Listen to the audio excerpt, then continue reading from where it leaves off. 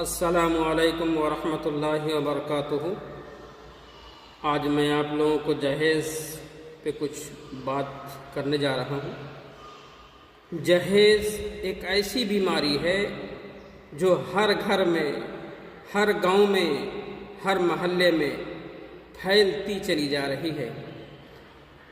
اس کا سب سے زیادہ اثر ان ہماری غریب ماں بہنوں پہ پڑتا ہے جن کے پاس جہیز دینے کے لیے مال و دولت نہیں ہیں۔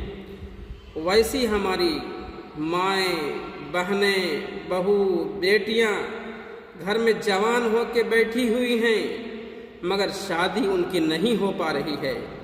کس وجہ سے؟ اس لیے کہ ان کے پاس جہیز دینے کے لیے مال و دولت نہیں ہے، اس وجہ سے ان کی شادی نہیں ہو پا رہی ہے۔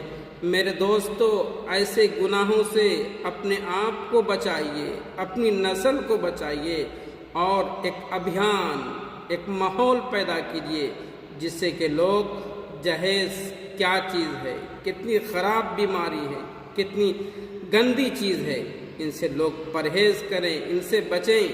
آج ہماری یہ بہو بیٹیاں گھر میں بیٹھی ہوئی ہیں، کل خدا نخواستہ آپ کی بیٹی بھی گھر میں بیٹھی رہ سکتی ہے۔ کس وجہ سے؟ کہ جہیز کی وجہ سے۔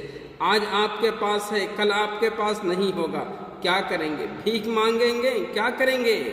اس لیے ہمیشہ اپنے مستقبل کو سوچئے، اپنے سامنے کو، اپنے پیچھے کو سوچئے کہ ہم آج اس حالت میں ہیں، کل ہماری نسلوں کا کیا حال ہوگا۔ اس لیے خود بھی ہمیں جہیز لینے سے، جہیز دینے سے بچنا ہے، ہر گھر کو بچانا ہے، اپنے گھر کو بھی بچانا ہے، اپنے گاؤں کے محلوں کو بھی، گھروں کو بچانا ہے اور معاشرے کے اندر ایک ابھیان پیدا کرنی ہے، ایک جاگرکتا لانی ہے جس سے کہ لوگ جہیز جیسی خراب بیماری سے بچ سکیں اور دوسروں کو بھی بچا سکیں۔ اللہ عمل کی توفیق دے۔